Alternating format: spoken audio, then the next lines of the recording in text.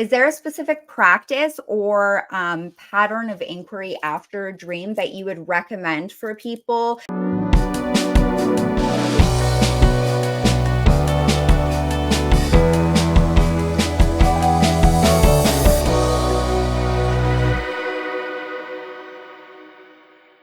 Aside from, setting the intention at night for to kind of get into a space of building that relationship with their dreams. I mean, on the first level, I think it's important to really like drive that point of intention home, because it can be same if you need help with anything, guys. Like if you just be like, oh man, like I just need help, it costs you nothing. Nobody needs to fucking hear you. It just might energetically open yourself up on some level. And dreams is similar. If you say, I'm open to remembering my dreams, I'm hoping to, and then not getting discouraged if you don't, because it's kind of like any sport or whatever. You're gonna have to fucking practice.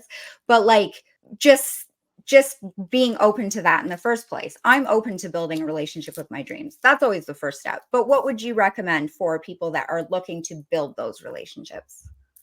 Yeah, so I am a huge fan of active imagination, and it's something that I do a lot with my clients and in my own practice.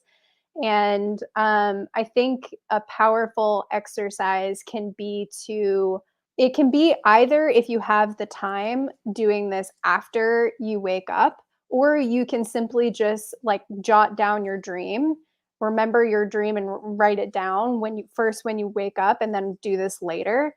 But I like to sit in meditation and actually call back some of the characters in my dreams and dialogue with them. So, I like to sort of, if I have questions, I can ask them questions like, "Hey, what is the message that you're trying to give me?" Or, "What are you most afraid of?" Or, "What is your highest desire?" Or, "Why are you here today?" Like, why are you here? Just dialoguing with the characters in your dream can create that relationship, and open you up to answers to come through. And then also, as I mentioned briefly before, I also like to draw my dreams too. So I have this like process where I'm very artistic. I paint and I draw outside of what I do, and so I'm a very visual person, and so I use that a lot in my kind of personal development practice.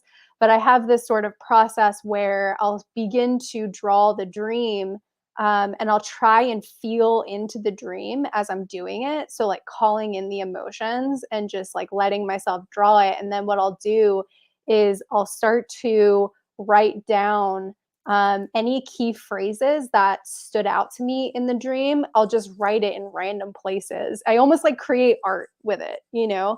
And sometimes when I'm doing that, when I'm writing these like key phrases that came up, maybe it was something that a character said, or, maybe it was a thought that I had.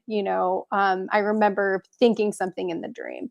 Like I'll write that down, and I'll kind of work it into the art. And sometimes a lot of things come through for me that way. Another thing that you can do, because not everybody likes to kind of create art, some people respond really well to like automatic writing. And so something that you can do is channel one of the characters in your dream. So like sit in meditation, get into their energy, like how you felt in their presence when you were in the dream. Just kind of allowing yourself to feel what it's like to be in their presence, and then see if you can channel it through writing. And don't let your pen lift from the paper. Don't like get over analytical about it or try to think too much about it. Just let them express themselves and just see what comes through, you know? Oh, I love that. Yeah, that's so good. And I love that you do it artistically, because it's funny. I think a lot of people have this idea that they're not artistic or they're not creative. And so, the example I like to use is like, try and remember the last time you were anxious about something ridiculous? Like, clearly you're creative. We are all creative. It's like, despite whether or not you pick up a pen or you do whatever, you're creative. It's inherent in being human. But the thing is that creativity is like real magic, because it's really just making something manifest, something physical, something tangible from the other world, the imagination space, whatever, wherever it comes from, which I mean could be different in all circumstances. So I love that, because I think that's really powerful. And also, it's going to be more evocative when you look at it later than maybe just a journal entry. Whereas, if somebody was more of a writing focused thinker or something like that, that the journal entry might do it for them. Whereas if you look at a piece of art that you've created, even if you've written in it, even if you haven't, the emotion is going to take you back to that place, which is a really great way to build that relationship. So I think that's so brilliant, and I love that. Thanks. I'm curious what practices you have too. I would love to hear.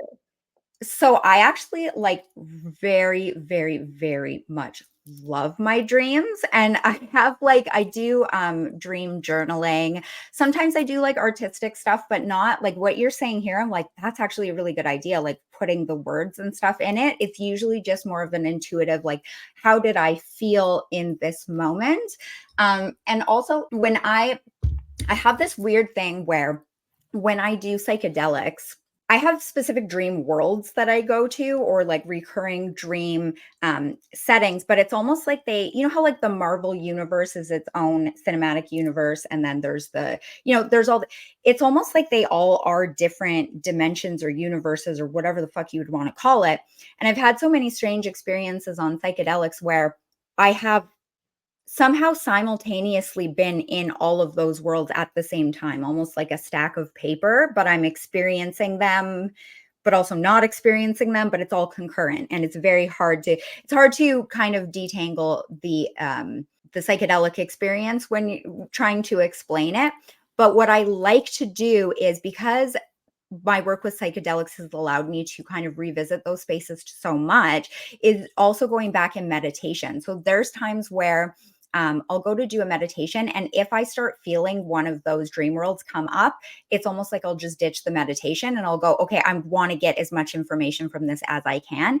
And it's almost like getting to replay a dream, whereas when I woke up and wrote it down, maybe I only had fragments.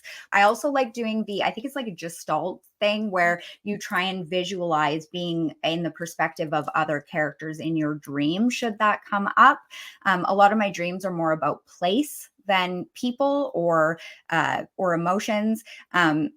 But occasionally you get a dream where there is another character there. Like there was one dream I had of this reoccurring house that I have these different reoccurring houses that I have, which obviously are elements of the subconscious. And I think as I change, I'll get a new house for a while, is how it seems.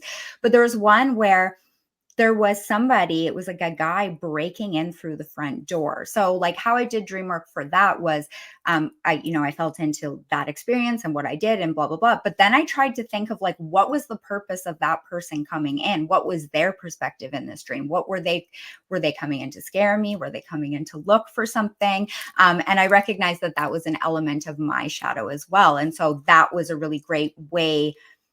Had I not taken that perspective and tried to go, can I see through the eyes of all these other characters? I wouldn't have made that connection. So, yeah, that's kind of what I do. That's beautiful. Oh my gosh, I love that.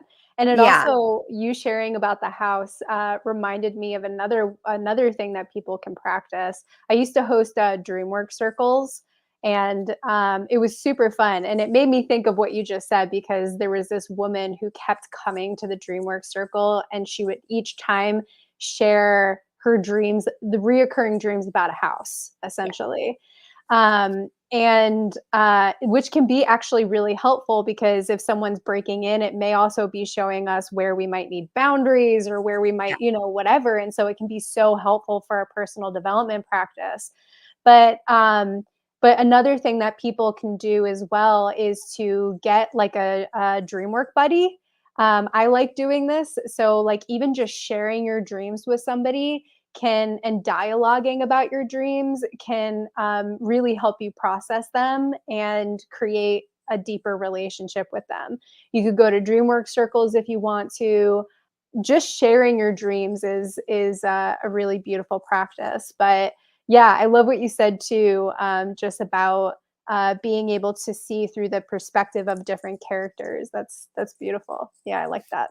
Yeah, and it is really interesting because the characters in your dreams, sometimes they feel like they're not from your subconscious. Like sometimes it feels the way that I describe it. So I see the dream, my theory on dreams, which is not a full theory, not like nothing, but I see it kind of like the shamanic tree of life, where you have like the underworld, which is the roots, and then the middle world, which is like here, which to me in a dreamscape would be those dreams you have that are clearly just like your consciousness spitting out the shit you went through that day, or whatever, an amalgamation of the movie you watched earlier. But then there's this upper world part where it's like the astral, or visitations or guides, or like, people, a lot of us have had experience having a visitation from somebody who's passed on. And you can almost feel, the example that I use is like the movie Cool World from, what was it, the 90s or whatever, where it's like, it's almost like having a cartoon and live action set, like Roger Rabbit. Oh, it's cartoon, but then there's like you can feel that they're made of different stuff. And that's really the best way to describe it. So it can be interesting when you do have other characters in your dream to go, is this something that feels like a visitation? And if so, why? Or is this something that feels like it's an emergent part of my consciousness that, in my case with that dream, which is a good example of it, I was afraid. I was like, I got to get away from this fucking person. But as the person, I'm like, I got to get a message to her. Like, she needs to fucking listen to me. So that's where you recognize like all of these things are valid. And just to your point there about doing dream work with people, or dialoguing about dreams, something that can be really powerful about that is if we're being communicated from our shadow, we're going to have the blocks, the barriers, and it can kind of be cool to have someone else be like, oh, I wonder if it means that. And you can go, no, it doesn't. Yeah, exactly. Or you can be like, well, maybe, but I don't know. But you can get some like outside perspective that's like beyond your ego. That's like, no, you're fine. Like, this is fine. We don't need, it's just a dream. We don't need to think about it.